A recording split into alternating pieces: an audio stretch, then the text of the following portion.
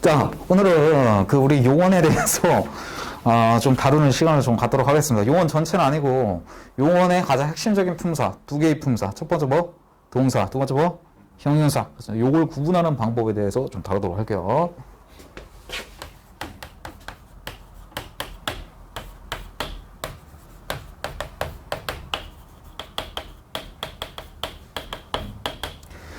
실제 우리가 수능이라든가 내신에서 보면 이 동사, 형용사를 직접적으로 구분을 해야 되는 그런 문제도 있고요. 그렇지 않고 간접적으로 구분을 했을 때 다른 최종적인 어떤 문제를 풀 수 있는 그 과정상의 어떤 문제로도 나타나고 있어요. 그래서 이걸 구분하는 기본적인 방법은 알고 있어야 됩니다. 그런데 현재 교과서를 좀 보면 어떤 좀 문제점이 있냐면은 실제 이거를 명백하게 이제 소개하는 부분이 본문에 소개하는 게 한 두 개 정도 있고, 그 다음에 교과서 날개 쪽에 소개하는 게 따로 좀 있고, 그 다음 문제 쪽에서 설명하는 게 또 다른 게 또 하나 있고, 보통 한 3개에서 4가지 정도, 한 3가지에서 4가지 정도를 소개를 하고 있거든요. 근데 문제는 뭐냐? 실제 어떤 특정 단어 같은 경우에는 실제 그 3-4가지 방법으로 해결이 안 되는 경우들이 좀 있습니다. 그래서 쌤은 지금 현재 학교 문법론에서 다루고 있는 이 3가지나 4가지 정도뿐만 아니라 가장 고난도 문항까지 처리할 수 있는 총 7가지 어떤 구분 방법에 대해서 보여주려고 그래요. 이해되겠죠? 그래서 자, 요걸 보는 우리 유튜브 우리 학생들도 마찬가지, 우리 오프라인 쌤 학생들도 마찬가지 반드시 숙지를 하도록 합시다. 숙제 말고 숙지. 오케이, 좋습니다. 자, 여기다 동사로 크게 한번 적어볼게요. 그 다음에 이쪽이 형용사입니다. 바로 동사와 형용사를 구분하는 구분법 몇 가지? 요거까지. 자, 우선 첫 번째 개념적으로 접근을 좀 해볼 필요가 있습니다. 뭐라고? 개념적으로 접근하라. 자, 질문 한번 해볼게요. 현준아. 자, 우리 개념적으로 봤을 때 동사 이러면 어떤 걸 우리가 동사라고 그러는 것 같아? 응? 아, 뭐뭐인 거다. 오케이. 우리 저기 준호. 움직이는 거. 박수 한번 줄게요. 박수 한번 시작. 박수 한 번만인다. 오케이. 좋습니다. 맞아요.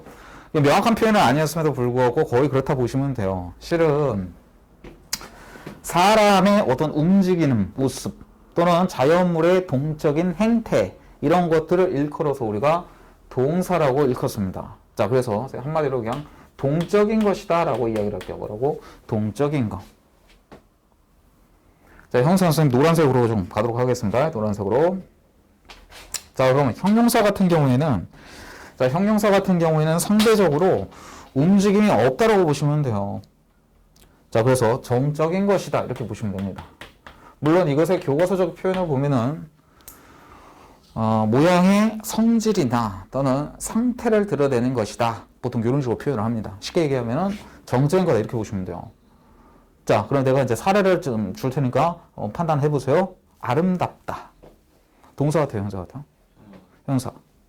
오케이. 움직이다.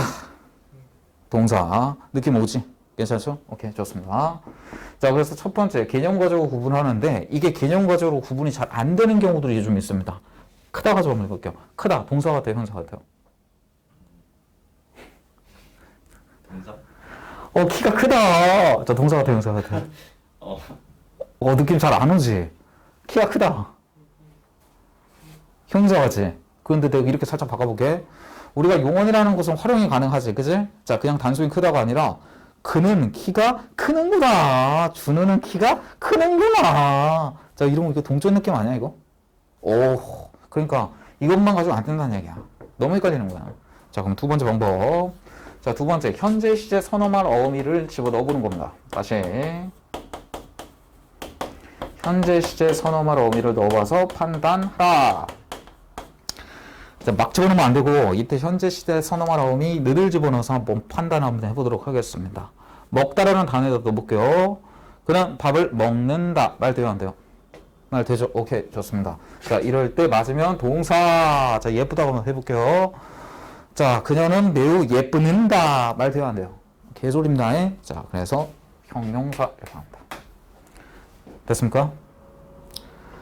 자, 그럼 또 다른 방법이 있나요? 네. 자, 세 번째 방법으로 한번 가보도록 할게요.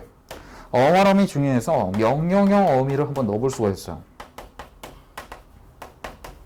명령형 어미. 명령형 어미. 자, 이럴 때 명령형 어미 어라나 아라를 한번 집어넣어서 판단을 한번 해봐라. 누구야? 밥 먹어라! 말 돼요, 안 돼요? 되죠? 오케이. 자, 이러면 동사 온다. 망치를 잡아라! 말 되잖아, 그치? 자, 동사 온다. 예뻐라! 그녀는 예뻐라! 말 돼요, 안 돼요? 이상합니다. 어색해요. 이거 좀, 선생님 좀 되는 것 같은데요? 라고 하면 이 친구 어제 막 아르헨티나에서 입국한 친구입니다. 웃자고 한 거예요. 이해되죠? 예. 자, 그래서 요걸로 구분해라. 자, 네 번째 갑니다. 자, 청형 어미를 통해서 구분도 가능해요.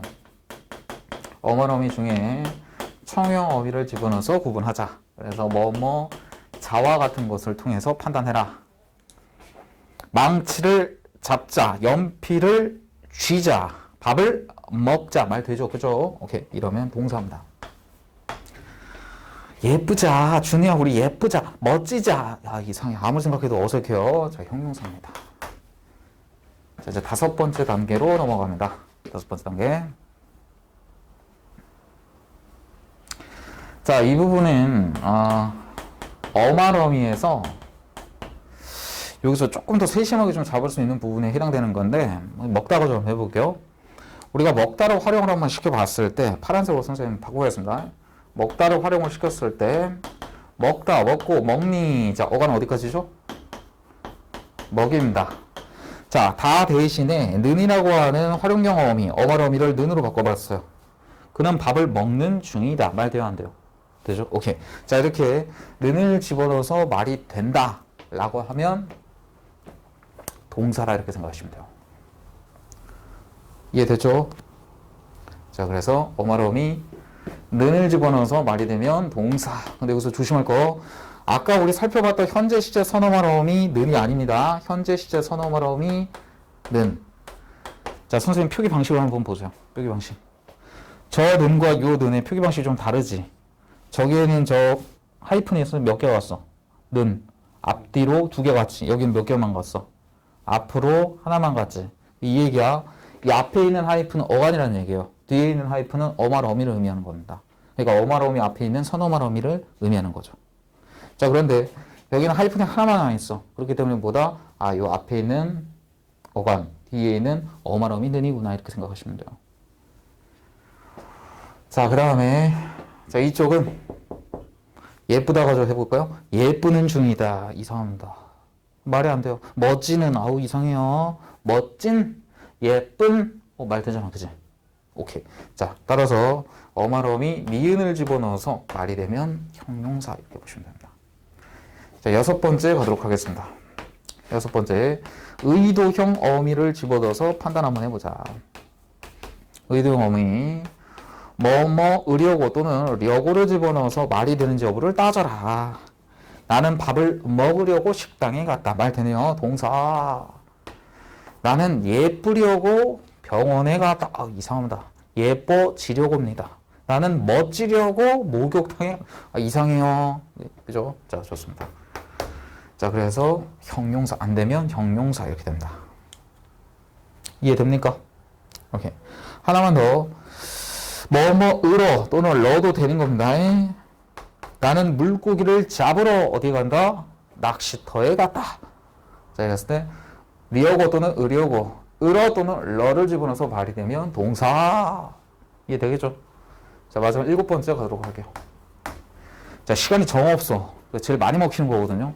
웬만한 동사 형용사 구분에서 가장 많이 먹히는 형태로서 는구나와 구나를 집어넣어서 판단할 수 있다. 그래서 는구나를 집어넣어서 말이 되면 동사, 구나를 집어넣어서 말이 되면 형용사 이렇게 볼 수도 있어요. 잡는구나 말 되잖아, 그지? 그는 망치를 잡는구나, 연필을 쥐는구나, 밥을 먹는구나 말 되네요. 이러면 동사. 그는 예쁘는구나, 멋지는구. 이상해. 아무래도 이상해요. 이해됩니까? 우리 저기 유튜브 학생도 마찬가지. 좋습니다. 자, 오늘은 여기까지 해가지고 우리 용언에서 가장 필수적으로 익혀야 될 개념, 동사와 형용사의 구분 방식 7가지에 대해서 한번 살펴봤습니다. 여기서 잠깐 한 가지, 조금 더 핵심 팁을 조금만 더 드리도록 할게요. 지금까지는 7가지의 구분 방법만 좀 본 건데 여기서 한 단계만 조금 업그레이드를 좀 시켜보도록 합시다. 실제로 너희들이 문제를 풀다 보면은 간혹가다 되게 당혹스러운 문제가 나올 때가 있습니다. 뭐냐면 이런 경우야. 뭐뭐이다라는 말이 들어갔을 때 이 부분을 내가 어떻게 처리하고 생각해야 될지 판단이 잘 안 서요. 그죠? 자, 가령 문장을 하나 만들도록 하겠습니다.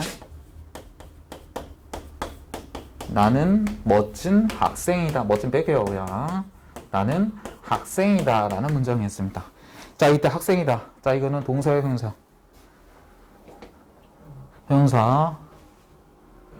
형용사. 자, 두 분 다 박수 줄게요. 박수 한번 시작. 네, 다 틀리셨습니다.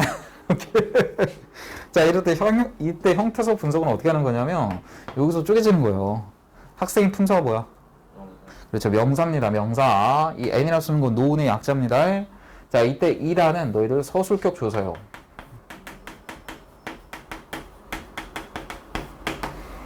자, 그런데 이 서술격 조사 이다가 붙잖아? 그러면 보통 이게 서술어의 기능을 담당하게 돼요. 우리가 이제 오늘 하게 되는 용언이라고 하는 부분에서 대부분의 문장 성분은 뭐다? 서술성을 지니고 있어요. 그러다 보니까 서술어의 기능을 담당한단 말이야. 그런데 실제 서술어의 기능을 담당하는 역할을 하는 놈에는 요 이다와 같은 뭐도 있다? 조사도 있다라는 거야. 이해되니? 모든 조사는 아니지만 이와 같은 서술격 조사 같은 경우에는 앞에 취함과 같은 것을 붙임으로 인해 가지고 어떻게 이와 같은 서술성을 지니게 된다. 그래서 이런 걸 예외적으로 따로 좀 공부를 좀 해두시라. 이해됩니까? 괜찮아요? 좋습니다. 자, 그 다음에 있다와 없다 같은 경우도 좀 알아둘 필요가 있어요. 있다와 없다. 이거 품사 뭘까요? 좀 헷갈리지? 있다와 없다. 좀 헷갈리지? 실은 이 부분은 외울 필요까지는 없는데 알아두시면 좋습니다. 자, 이 부분은 우리가 지금 하고 있는 고등학교 학교 문법론 여기서 처리하는 방식과 대학 이상에서 전공자들이 공부하고 있는 이론 문법에서 다루는 부분이 약간 좀 다르게 접근하고 있어요. 자, 어떻게 접근하는 거냐면 학교 문법에서는 그냥 명백하게 이거는 성질과 상태를 드러내는 형용사다라고 정리를 하고 있습니다.